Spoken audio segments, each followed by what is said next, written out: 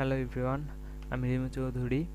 আমাদের ওয়েব ডেভেলপমেন্টের পার্ট 2-তে সবাইকে স্বাগতম জানাচ্ছি। এ পার্টে আমরা শিখব একেবারে বেসিক HTML এবং CSS এর প্রোগ্রাম সমূহ। তো প্রথমে আমাদেরকে ধারণা রাখতে হবে আমাদের ওয়েবসাইট এগুলা ডিজাইন কীরকম হয়। তো এটার ধারণার জন্য আমরা প্রথমে আমাদের পেন্টে একটা আনুমানিক ওয়েবসাইটের লেআউট তৈরি করব। তো ধরুন আমাদের ওয়েবসাইটের মূল পেজটা হবে এই টাইপের।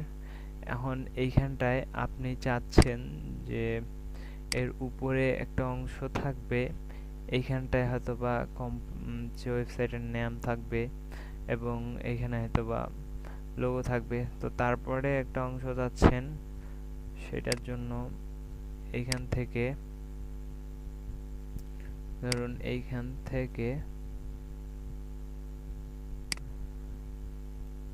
থেকে এইখানে একটা অংশ আছে,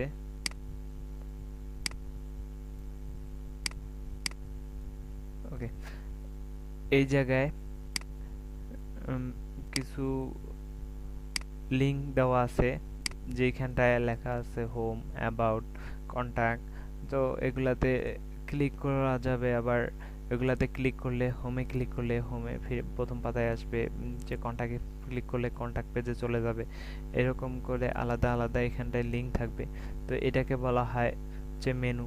আর উপরে যে এখানটায় নাম এবং যদি কিছু সোশ্যাল লিঙ্ক থাকে তাহলে এটাকে বলা হয় হেডার। তো এরপরে আমরা চাচ্ছি যে এইখানটায় একটা ইমেজ বারবার যাওয়া আসা করবে, সুন্দর কয়েকটা ইমেজ যাওয়া আসা করবে, তো এটাকে বলা হয় স্লাইডার। তো এরপরে চাচ্ছি এখানটায় একটা, দুইটা এবং তিনটা কন্টেন্ট থাকবে, যেগুলাকে আমরা কন্টেন্ট বলতে পারি। এবং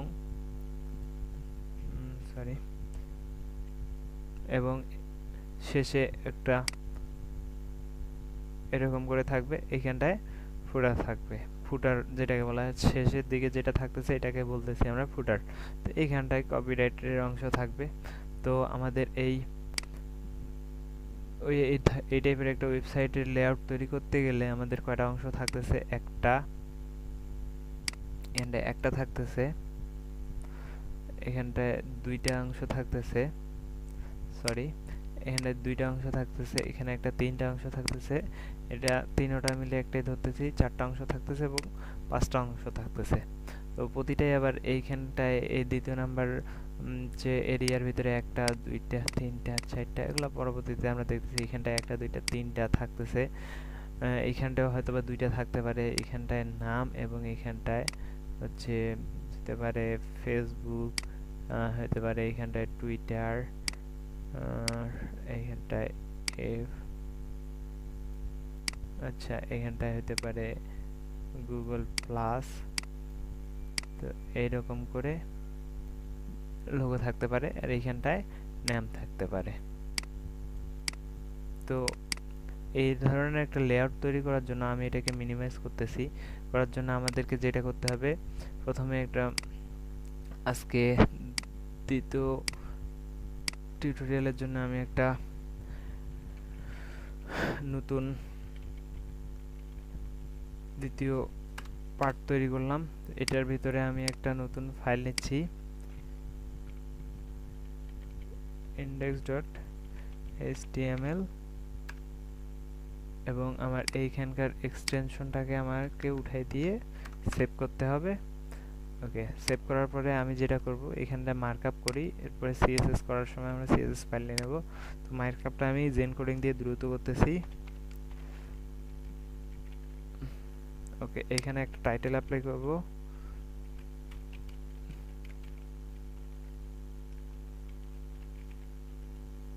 এবং আমি আগের থেকে একটা স্টাইল শীট লিংক করাবো। ওকে, এটা করে রেখে দিচ্ছি।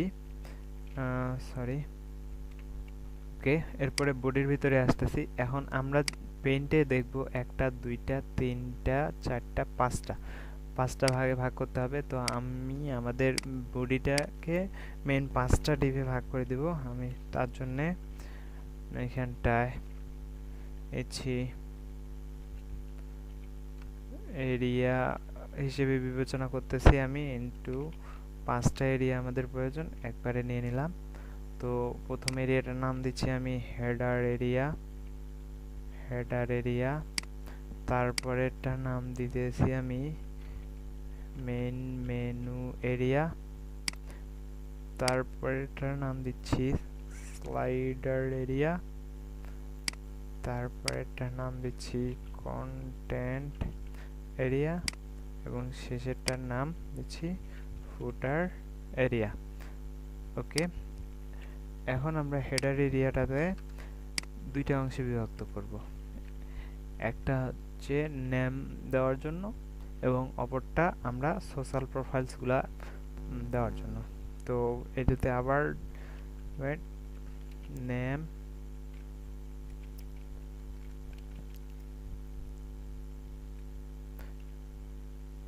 একটা আবার ডুপ্লিকেট করে পরেরটার নাম দিচ্ছি সোশ্যাল।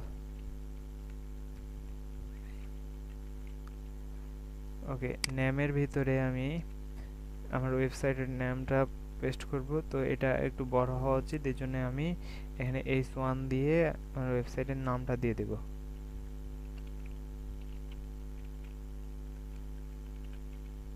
আচ্ছা, এখানটায় অবশ্যই আমাদের ওয়েবসাইটের একটা হচ্ছে সাবটাইটেল থাকে। তো আমি এখানে সাবটাইটেলটা h2 দিয়ে দিব।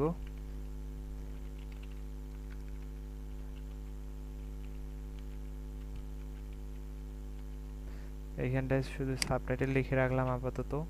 এরপর সোশ্যাল প্রোফাইলসে আমাদেরকে যেটা করতে হবে, এখানটায় আমরা ইমেজও দিতে পারি অথবা আমরা লিখেও লিঙ্কিং করতে পারি। তো এখানে যেহেতু লিঙ্ক করা থাকবে সো আমাদেরকে অ্যাঙ্কর দিয়ে লিখতে হবে। কারণ আমি প্রথমটা ফেসবুক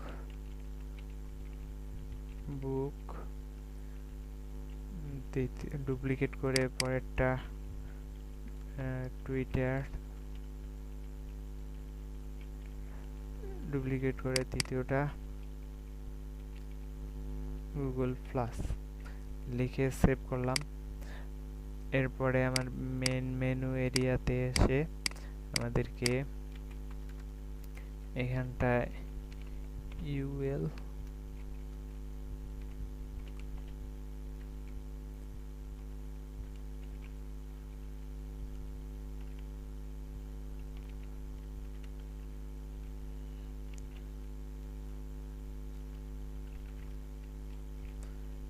প্রথমেরটা দিলাম হোম, দ্বিতীয়টা দিলাম অ্যাবাউট, তৃতীয়টা দিলাম সার্ভিসেস,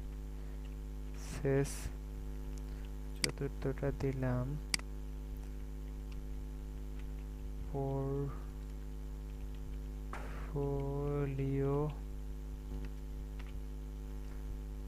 আরেকটা বাড়াইয়ে দিলাম কন্ট্রাক্ট। ওকে, এরপরে চলে আসি আমাদের স্লাইডার এরিয়া। তো স্লাইডার এরিয়া আজকে আমরা কাজ করব না, এখানে আমরা একটা এখানটায় আমি ইমেজ বসায় দিচ্ছি।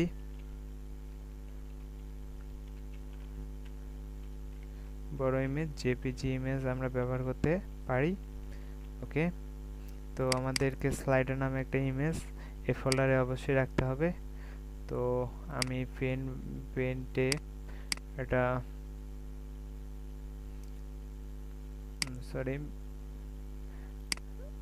আমি একটা স্ক্রিনশট আপাতত আমার ডেস্কটপে একটা স্ক্রিনশট নিয়ে আমরা এখানটায় ধরুন আমি এই ছবিটাকে আমি হচ্ছে আমি স্লাইডারে দিয়ে রাখবো। তো আমাদের পার্ট 2তে এইখানটায় আমি নাম দিলাম slider.jpg দিয়ে সেভ করলাম। ওকে, স্লাইডার ডট জেপিজি, পিএনজি নয়, তো আমি পিএনজিটাকে উঠাইয়া সেভ করলাম। ওকে, সব ঠিকঠাক। এরপরে এখানটায় স্লাইডার ডট পিএনজি থাকলো। এবার কন্টেন্টে আমাদেরকে দেখে আসতে হবে, কন্টেন্টে একটা দুইটা তিনটা অংশ থাকবে কন্টেন্টের। তো আমরা প্রথমেই তিনটা ভাগে ভাগ করে নেব। দিলাম এইখানটায় সিঙ্গেল কন্টেন্ট, ক্লাসের নাম দিলাম আর কি, যে কোনোই দেওয়া যায় এখানটায়। তো সিঙ্গেল কন্টেন্ট আপাতত আমি একটাই লিখি, তারপরে তিনটা কপি করলে আমাদের তিনটা হবে। তো আমি কন্টেন্টের যে নাম s2 দিয়ে দিব, দিস ইজ কন্টেন্ট।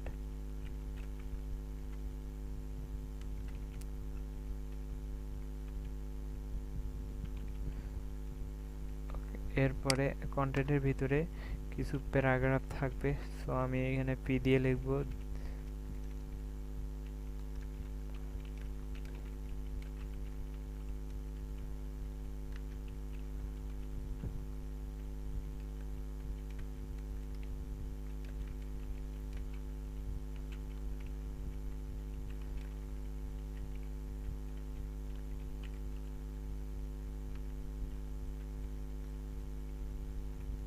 ওকে, আমি এটাকে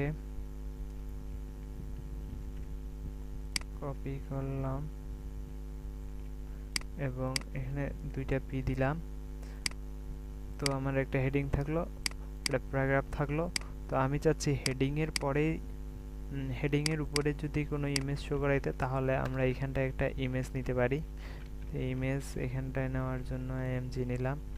এরপরে ইমেজের একটা নাম দিলাম,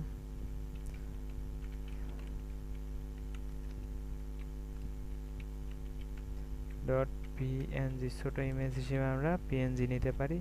তো এর জন্য আমাদেরকে আরো একটা ছোট ইমেজ নিতে হবে। তো আমি এটার জন্য একটা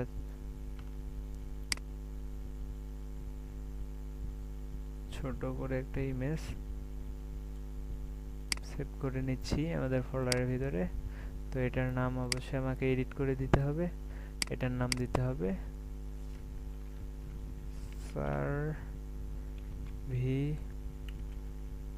সার্ভিস.png নাম।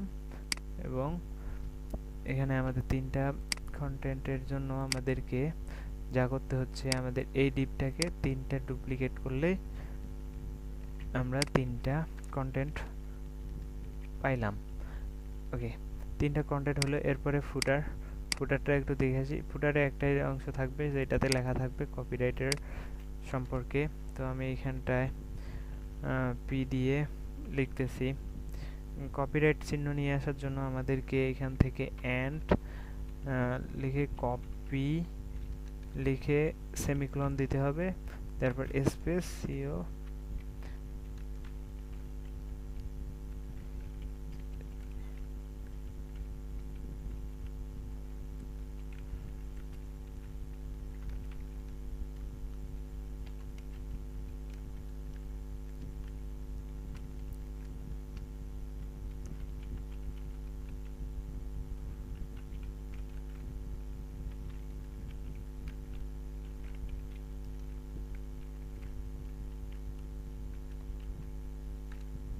তো এরপরে সেভ করি। সেভ করার পরে এই পেজটাকে যদি আমি ফায়ারফক্সে ওপেন করি, তাহলে আমি আমাদের শুধু মার্কআপটা, ওয়েবসাইট এবং সাবটাইটেল এবং লিঙ্কগুলা এবং আমাদের মেনু এরিয়াটা, একটা স্লাইডার ইমেজ এবং তিনটা যে কন্টেন্ট এর ছবি সহ আমরা দেখতে পাচ্ছি, এবং শেষে কপিরাইট চিহ্ন সহ কপিরাইট ফুটারের অংশটা দেখতে পাচ্ছি। তো এই ছিল আমাদের মার্কআপের অংশ। তো আজকে টিউটোরিয়ালের যে দীর্ঘ হওয়ার কারণে আমরা এই টিউটোরিয়াল এখানে শেষ করতেছি। তো এরপরে আমি এরপরের টিউটোরিয়ালে দেখাবো কিভাবে এগুলো স্টাইল করতে হবে, কিভাবে পাশে বসাইতে হবে। তো আগামী টিউটোরিয়াল দেখার জন্য ধন্যবাদ জানিয়ে সবাইকে শেষ করছি এখানটায়। আল্লাহ হাফেজ।